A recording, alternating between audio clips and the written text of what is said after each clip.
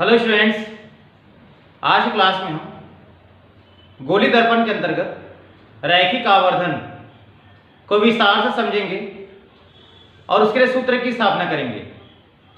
रैखिक आवर्धन कक्षा 10वीं और 12वीं का एक बहुत महत्वपूर्ण प्रश्न है। इसके लिए यहाँ रैखिक आवर्धन का परिभाषा और चित्र बना हुआ है। इस चित्र में आप देख रहे हैं एक्स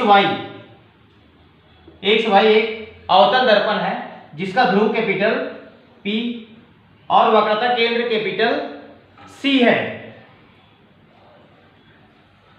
इस दर्पण के मुख्य अक्ष के लंबवत एक वस्तु AB, दर्पण के मुख्य अक्ष के लंबवत एक वस्तु AB रखा हुआ है, तब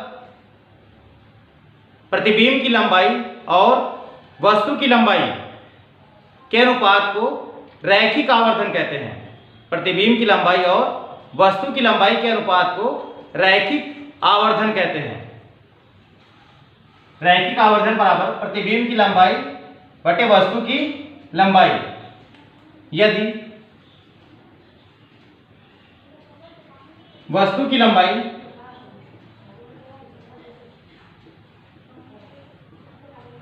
कैपिटल O तथा प्रतिबिंब की लंबाई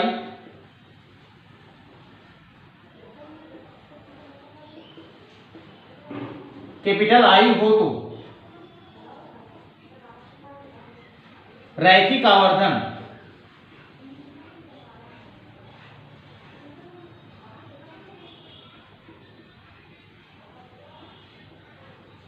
स्मॉल m के बराबर होगा। प्रतिबिंब की लंबाई कैपिटल I और वस्तु की लंबाई कैपिटल O। तो m के बराबर I अपान O, इसको मान लेंगे समीकरण नंबर 1, जहां m बराबर रैखिक आवर्धन।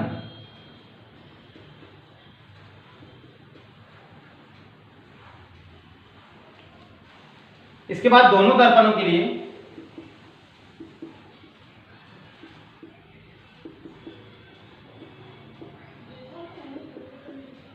आप देख रहे हैं चित्र में त्रिभुज ABP और A'B'P समरूप हैं। त्रिभुज ABP तथा त्रिभुज A'B'P समरूप हैं, तब AB अपान A'B', AB का अपान होगा A'B', इसके बराबर होगा PB अपान PB', इसको मान लेंगे समीकरण नंबर 2, PB अपान PB'। इसके बाद सबसे पहले नंबर निकालेंगे अवतल दर्पण के लिए। अवतल दर्पण के लिए चिन्ह परिपाटी के नियम से, चिन्ह परिपाटी के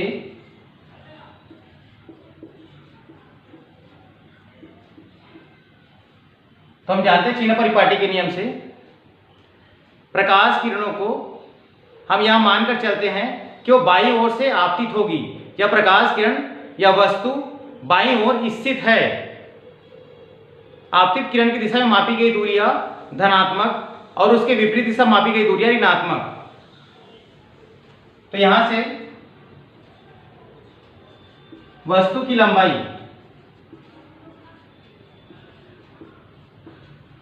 तो वस्तु की लंबाई हमारे पास है AB के बराबर होगा कैपिटल O, क्योंकि ये ऊपर की ओर है, ऊपर की ओर मापी गई दूरी धनात्मक होगी। प्रतिबिंब की लंबाई है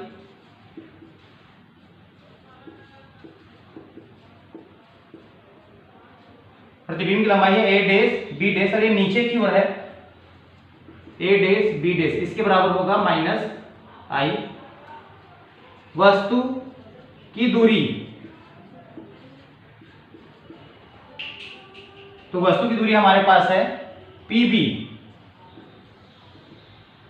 P से B इसके बीच की दूरी होगा -u तथा प्रतिबिंब की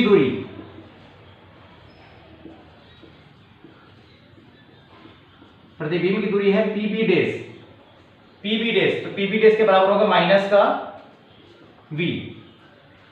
इस मान को समीकरण नंबर 2 में रखेंगे। आगे लिखेंगे समीकरण 2 में मान रखने पर, समीकरण 2 में मान रखने पर, समीकरण 2 में मान रखने पर, समीकरण 2 है हमारे पास A B upon A dash B dash. A B के बराबर है O, A dash B dash के बराबर है माइनस आई, पी बी के बराबर है माइनस का U और पी बी डैश के बराबर माइनस का V। माइनस आपस में कट जाएगा और ये I ऊपर चले जाएगा और O नीचे आएगा और इधर होगा V अपान U। माइनस बराबर के उस तरफ चला जाएगा तो I upon O equal to होगा माइनस V अपान U। इसको मान लेंगे समीकरण नंबर 3। यहां से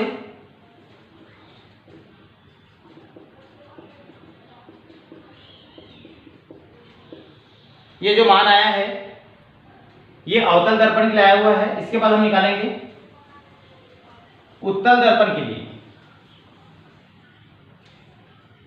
दूसरा नंबर होगा उत्तल दर्पण के लिए।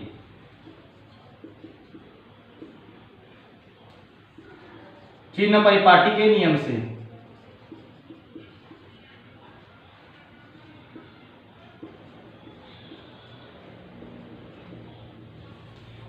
सबसे पहले होगा वस्तु की लंबाई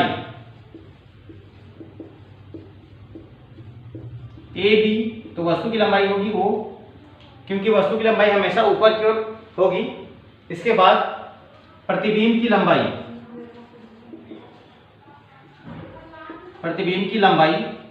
तो प्रतिबिंब की लंबाई हमारे पास A डैश B डैश। तो उत्तल दर्पण द्वारा प्रतिबिंब जो है ऊपर की ओर बनता है, इसलिए ये भी होगा धनात्मक। वस्तु की दूरी, तो वस्तु की दूरी PB इसके बराबर होगा माइनस U तथा प्रतिबिंब की दूरी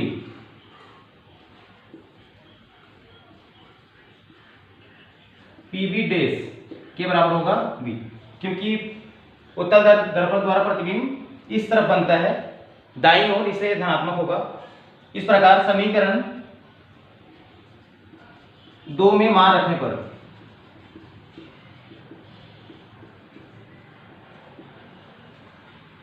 समीकरण 2 में मान रखेंगे तो समीकरण 2 हमारे पास है ए बी के बराबर है O, A dash B dash के बराबर है I, पी बी के बराबर है माइनस का U और पी बी डैश के बराबर है V।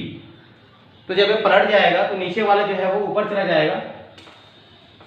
ऊपर जाने के बाद ये होगा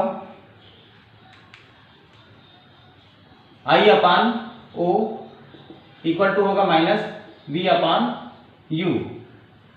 इसको मान लेंगे समीकरण नंबर 4। नीचे लिखेंगे समीकरण 1, 3 व 4 से दोनों दर्पणों के लिए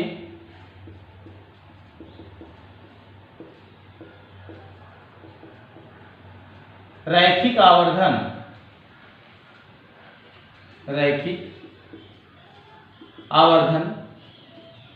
स्मॉल m के बराबर होगा I अपान O बराबर माइनस B अपान U।